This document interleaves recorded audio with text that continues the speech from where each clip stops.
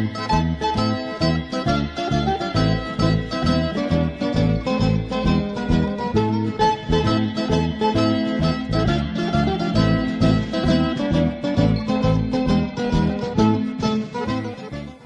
and gentlemen, and welcome yet again to another episode of Dinner Guide. My name is Chef Andy, your host, and today I've got something particularly interesting to show you all. We're going to be making a pineapple upside down cake.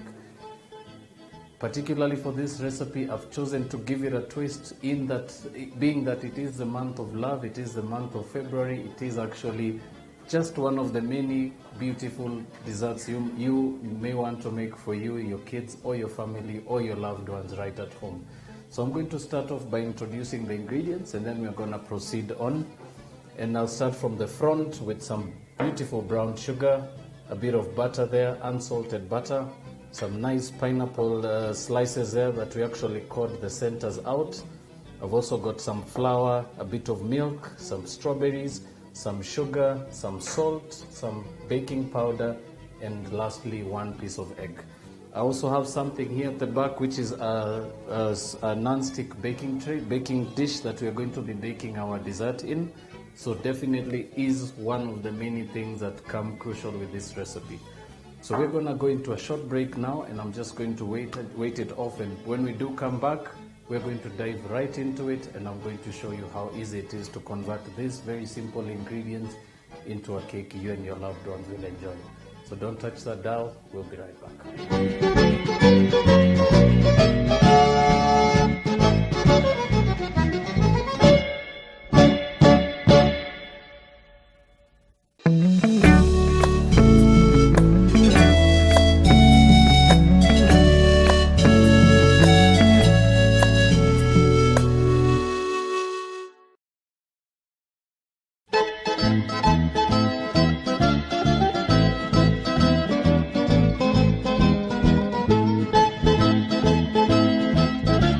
Welcome back, ladies and gentlemen. For those of you who are just tuning in, we're just about to start a very, very beautiful dessert, which is a pineapple upside down cake.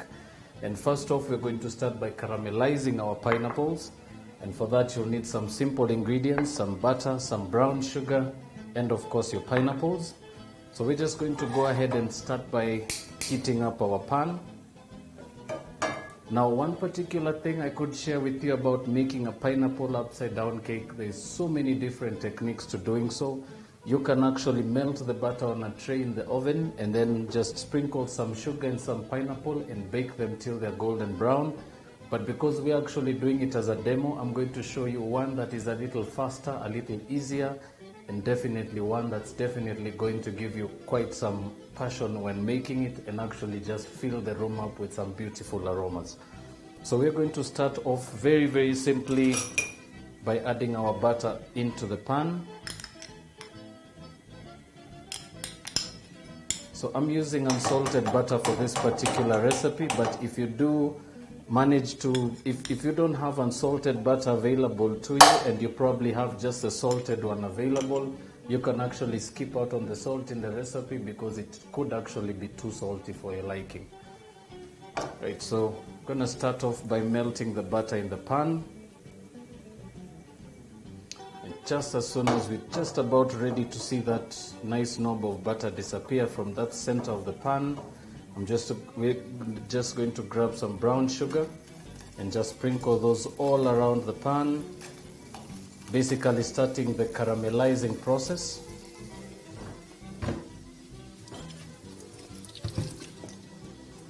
And to that, all we are going to do now is add our pineapple chunks in there. And we're going to just allow those to continue cooking. Remember, the pineapples do contain a bit of juice, but this particular technique basically does two particular things for them. Actually enables the pineapples to really extract the juices. Also, the juices aid the brown sugar in caramelizing and just giving it a beautiful color in general. So all you're going to do at this stage is just move your pan around a few times and basically just let the mixture continue cooking at a very, very constant temperature. And while that continues, we're gonna go into the next the next stage, which is basically now preparing our mixture for the cake. And by that, we're going to first of all grab some sugar, a piece of egg.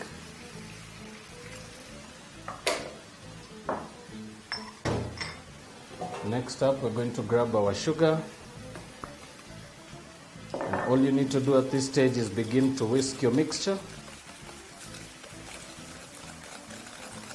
Adding into that your milk.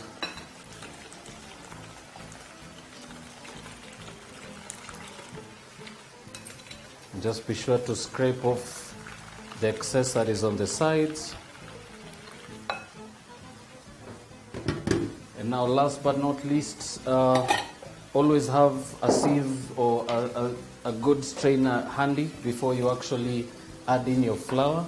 It is also important that I mention it's always safer and a little more convenient to actually sift your flour in advance.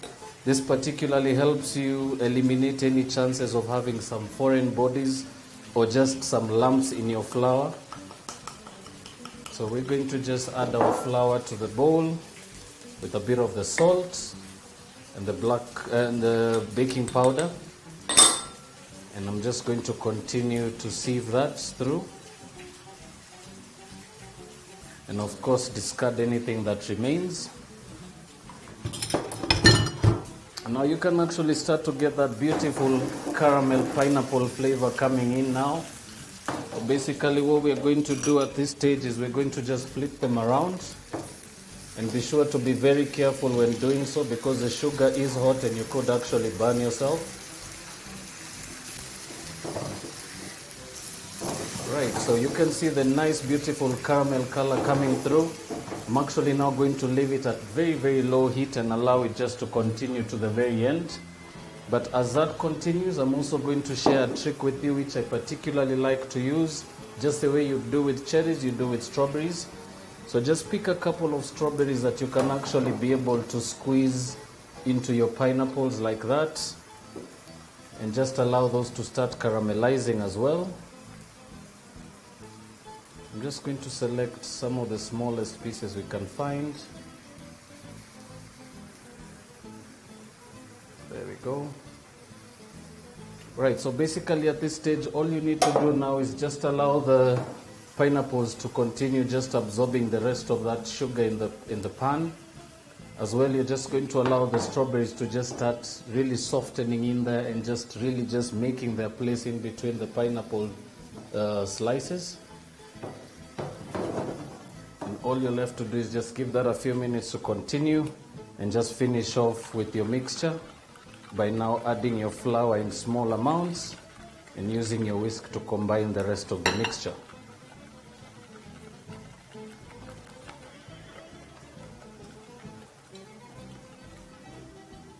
Also be sure to always scrape whatever is left over on the sides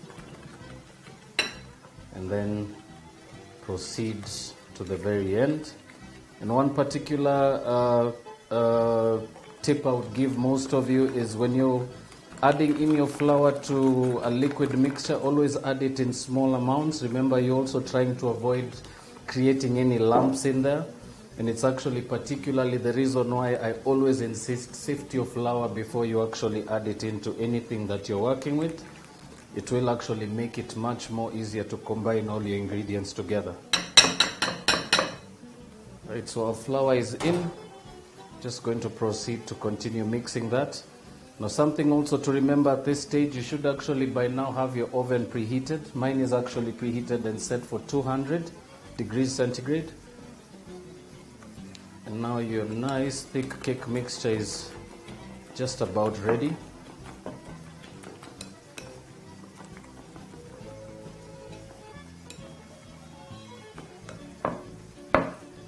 Now this is now just ready to go in. But first of all, what we're going to start off with is just getting our pineapple out of the pan and into our baking dish. So I'm just going to grab that and grab some tongs. And all I'm left to do now is to start assembling the pineapple slices right at the bottom of the dish, with of course the strawberry right in the middle. And you can actually layer them on top of each other like I'm doing now. And remember, they're actually just going to sink in there, they're actually just going to sink into your cake. So please don't be worried about what it looks like at this stage. Remember, the appearance now might not look like the way it will when it's out of the oven. Right, so just spread your pineapples right around the bottom there. And you can actually just grab your caramel and just pour that right over your mixture. Remember, that will actually give your dessert quite a bit of flavor. Just going to set that aside. Now, all we're left to do now is just let that cool off for a little bit. So it shouldn't actually be too long. Remember, your oven is hot and your mixture is ready. So very, very crucial that your oven is ready to go before you actually proceed to pour your cake mixture in. But always remember to just mix it up once more just before you pour it into your baking dish. This is just to make sure that your mixture is still nicely thick and consistent and that the mixture doesn't split. So you should actually be looking for something similar in thickness to pancake mixture. Right, so once that's done, hold your bowl right over the top and just start to pour your mixture, moving around the sides, covering everything that you can see, and just finish off by holding your bowl right in the center and allow everything else to sink right to the bottom. Use also your whisk to just get everything that's remaining in the bowl out of the bowl and into your dish, making sure not to waste any of your mixture.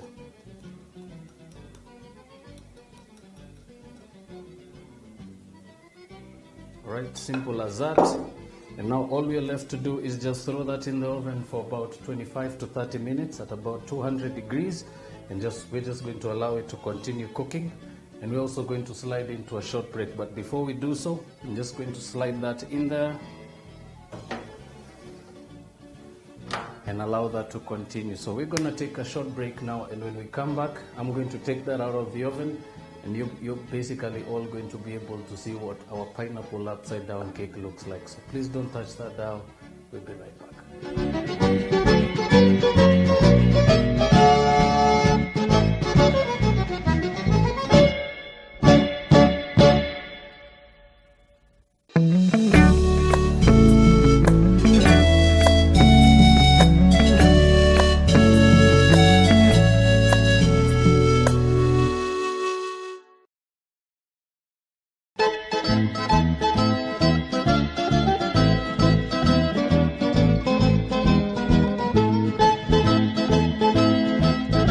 Welcome back, ladies and gentlemen. For those of you who are just tuning in, we were just working on a very, very simple dessert item. We were making an upside down pineapple cake, and now it's ready and we're just about to take it out of the oven.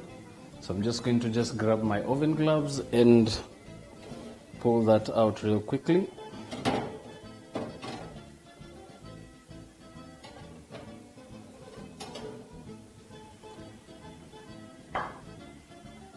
That, ladies and gentlemen, is probably the most beautiful pineapple upside down cake I've seen in a long time. So basically all you're left to do now is just give that a few seconds just to release itself from the tin, and as you can see, it's still a little heavy. But even without taking it out, there are many other ways to finish it off just before you actually serve, or you can actually slice it while it is in the tin. I particularly like to just finish this off with a bit of some icing sugar. And all you're left to do is just give a nice, easy dusting right around the middle there. And that, ladies and gentlemen, should give you quite the presentable pineapple cake that you'd want to present to you and your family. And my work here is done. I hope you've all enjoyed the show today, and I hope you've actually learned something that you can bring onto your very own home kitchen. I've had fun today, and until the next episode where we continue to bring you some amazing, beautiful desserts for this particular February month of love, I wish you all the best. For those of you who are going to be enjoying your Valentine's, you definitely now have one of the many beautiful options that you can go for this particular season. I also will remind you to check out our Facebook page, check out our YouTube links as well. There's plenty in store for you to learn from the current episodes we've been running on the show. And until the next episode, when we continue to meet and continue to work on some very beautiful dishes, my name is Chef Andy. Thank you so much, and see you soon.